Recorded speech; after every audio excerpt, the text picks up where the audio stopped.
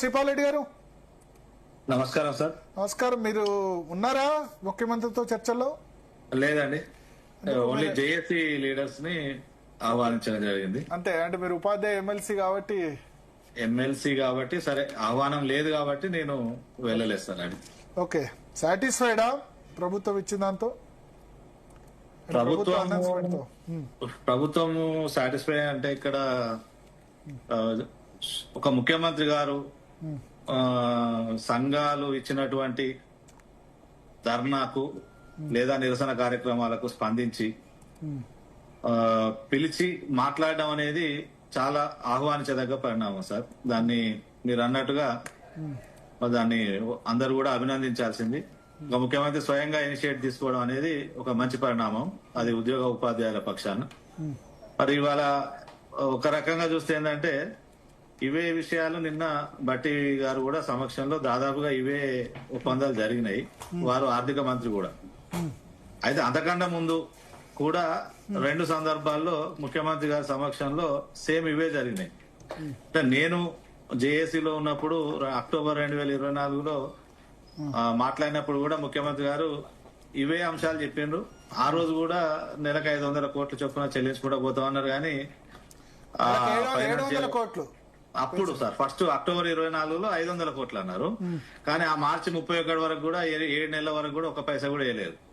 ఆ తర్వాత మళ్ళీ జేఏసీ ఎప్పుడైతే అక్టోబర్ 2024 ఇది జరిగింది, మే 2025లో మళ్ళీ జేఏసీ పక్షాన నోటు ఇచ్చినప్పుడు మళ్ళా ఉద్యమ కార్యాచరణ ఇచ్చినప్పుడు మళ్ళా పిలిచి అప్పుడు 700 కోట్లు అన్నారు.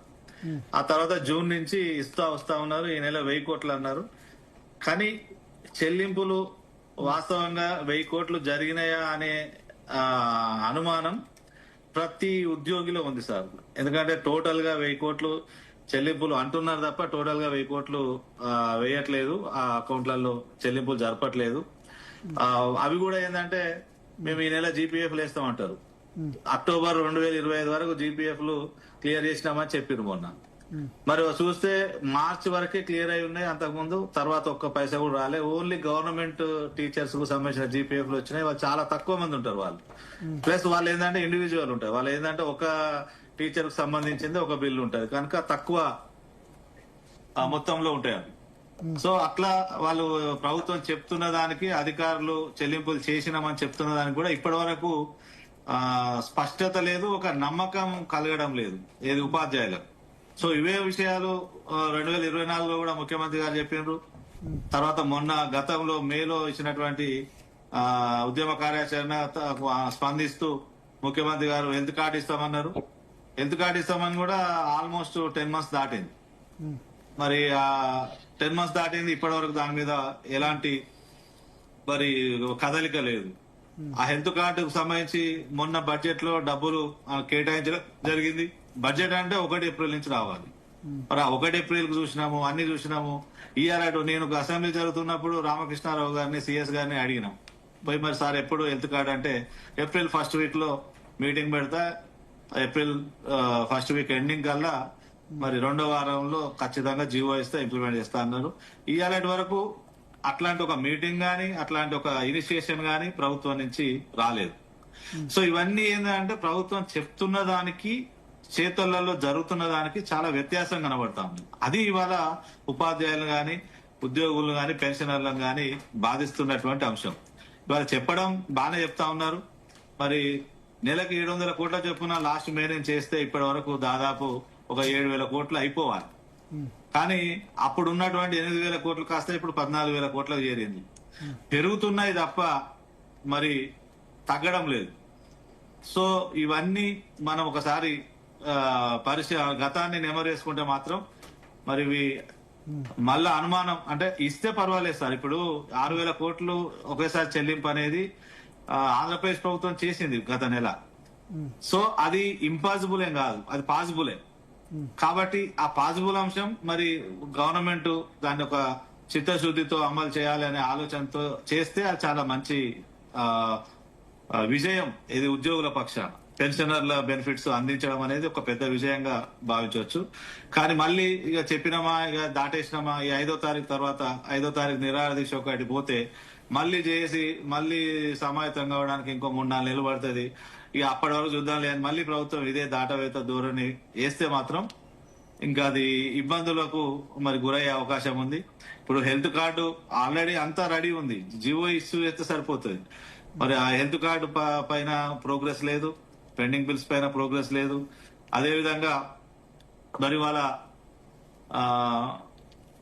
ట్రాన్స్ఫర్స్ ప్రమోషన్స్ కూడా సరే చేస్తా ఉన్నారు. ఈ గవర్నమెంట్ వచ్చినాక ఆ విషయంలో మరి అభినందించాలి.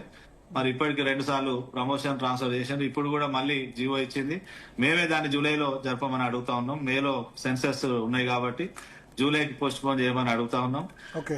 సో ఈ నిన్న డిప్యూటీ సీఎం గారు ఇచ్చినటువంటి హామీలకు ఇవాళ సీఎం గారు ఇచ్చినటువంటి హామీలకు పెద్దగా ఏం తేడా లేదు. కానీ ఉద్యోగులు ఏంటంటే డిప్యూటీ సీఎం గారి సమక్షంలో జరిగిన చర్చల పట్ల నమ్మకాన్ని, అంటే ఉద్యోగుల కంటే మెయిన్ ఏంటంటే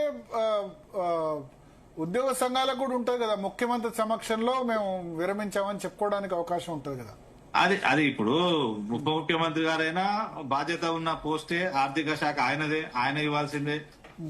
కానీ ఇవాళ ఆ నమ్మకం అనేది కోల్పోయినటువంటి పరిస్థితి. నేను చెప్పుకుంటా వచ్చిన కదా 2024 అక్టోబర్ నుంచి పలు దఫాలుగా జరిగినటువంటి చర్చలలో అవేవి కూడా ఇంప్లిమెంట్ కాకపోవడం వల్ల ఇవాళ సంఘాలు కూడా ఏంటంటే మాకు ఖచ్చితంగా ముఖ్యమంత్రి హామీ ఇస్తేనే మరి అది మేము వింటామనే మాట చెప్పడం. మరి ఇవాళ మరి ఉప ముఖ్యమంత్రి గారు కూడా మరి సీఎం గారి సమక్షంలోనే మరి నాయకులందరినీ కూడా జేఏసీ నాయకత్వాన్ని పిలిచి మరి వారి ద్వారా ఇవాళ అన్ని కూడా హామీలు ఇప్పించడం అనేది చాలా మంచి పరిణామం. కాకపోతే ఏంటంటే నేను కూడా కోరుకుంటా ఉన్నా ఇవన్నీ కూడా ముఖ్యమంత్రి గారు ఏదైతే చెప్పిండ్రో, ఎందుకంటే ఇప్పటికి ఇది 3వ సమావేశం ముఖ్యమంత్రి గారితో. గత 2 సమావేశాలు మాత్రం చెప్పినవి ఒక్కటి కూడా అమలు కాలేదు. ఒక బదిలీలు ప్రమోషన్లు తప్ప ఇప్పటి వరకు వేరే ఫైనాన్షియల్ మ్యాటర్స్ పెద్దగా ఇంప్లిమెంట్ కావట్లేదు. ఆ నెలకు 700 కోట్ల దాని మీద కూడా చాలా అనుమానాలు ఉన్నాయి. సో ఇప్పుడు నేను అనేది ఏంటంటే ఇప్పుడు నేను ప్రభుత్వం కొద్దిగా సీరియస్ గా తీసుకున్నట్టుగానే కనబడతా ఉన్నది. ఎందుకంటే జేఏసీ కూడా చాలా సీరియస్ గా కార్యాచరణ చేసింది కాబట్టి. జగదీశ్వర్ గారిని అడుగుదాం. చెప్పండి. మారన్ జగదీశ్వర్ గారు అక్కడ